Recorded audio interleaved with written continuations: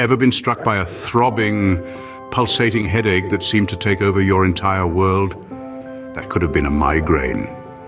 A migraine isn't just an ordinary headache, it's a neurological condition characterized by intense, debilitating headaches that can last anywhere from 4 to 72 hours. The pain isn't just a dull ache, it's often described as throbbing or pulsating, and it typically affects one side of the head. But it's not just the pain that sets migraines apart.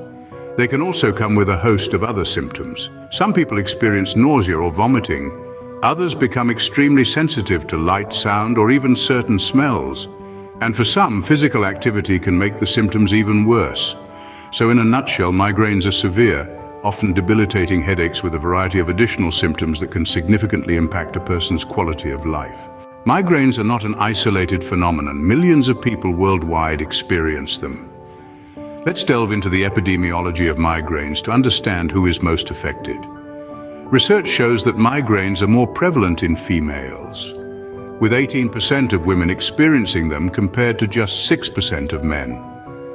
This could be attributed to hormonal differences and the biological variations between the sexes. Interestingly, the frequency of migraines decreases with age. This is especially noticeable at the time of menopause.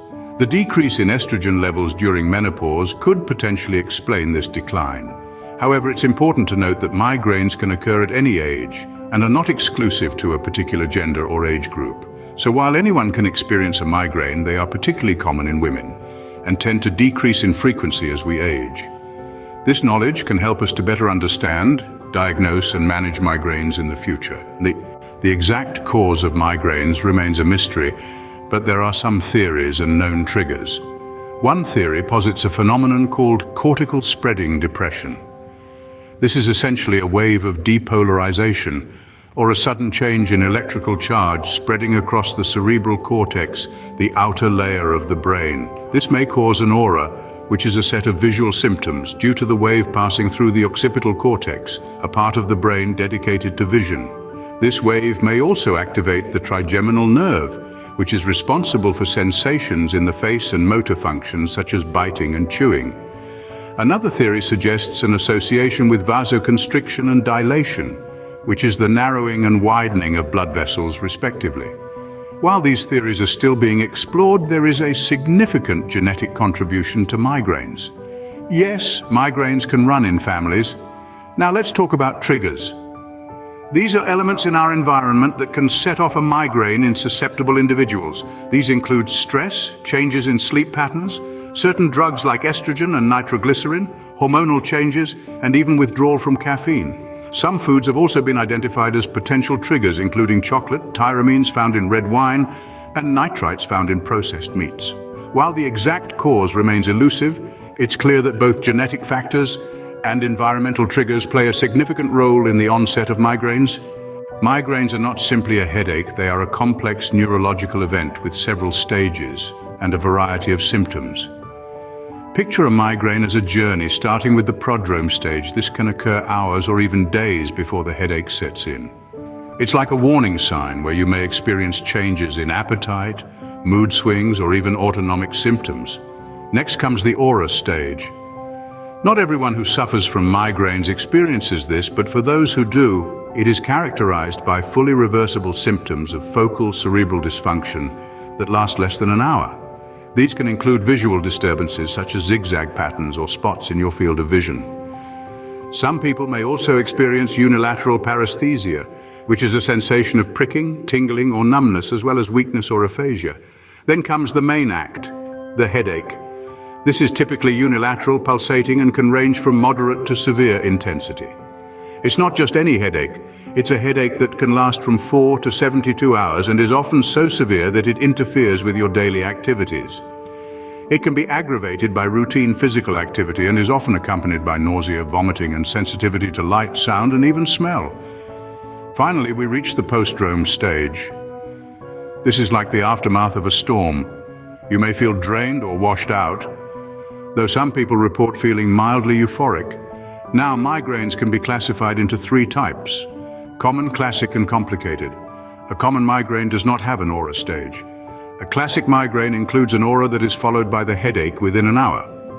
A complicated migraine, on the other hand, is accompanied by severe or persistent sensory-motor deficits. So there you have it, from subtle changes in mood or appetite to severe neurological symptoms. Migraines can manifest in many ways and vary greatly from person to person. Understanding these signs and symptoms can help you better manage these debilitating events and seek appropriate medical attention when needed. While there's no cure for migraines, there are strategies to manage them and reduce their impact on your life. This is where the management of migraines comes into play. Migraines can be triggered by various factors, ranging from stress and hormonal changes to certain foods and sleep patterns. Therefore, one of the key strategies in managing migraines is to understand and avoid these triggers. Keeping a headache diary can be helpful in tracking and identifying your personal triggers. When it comes to medication, the approach varies depending on the severity and frequency of the migraines. For mild to moderate migraines, non-steroidal anti-inflammatory drugs, or NSAIDs, like ibuprofen and naproxen, are often the first line of defense. These medications can help alleviate the pain and inflammation associated with migraines. For moderate to severe migraines, triptans and ergots are typically recommended. Triptans are considered the most effective, as they can help to constrict the blood vessels and block pain pathways in the brain. Ergots, on the other hand, are generally used if the migraines are prolonged and not responding to triptans. For those experiencing frequent severe migraines that impact their quality of life, prophylactic treatments may be advised. These include anticonvulsants and tricyclic antidepressants, which can help to prevent the onset of migraines. While migraines can be challenging to manage, understanding your triggers and having a treatment plan in place can significantly improve your quality of life. To sum up, migraines are a common but complex neurological condition with a variety of symptoms and triggers. They affect more women than men and can be debilitating, lasting from 4 to 72 hours. Theories of their cause range from cortical depressions to genetic contributions.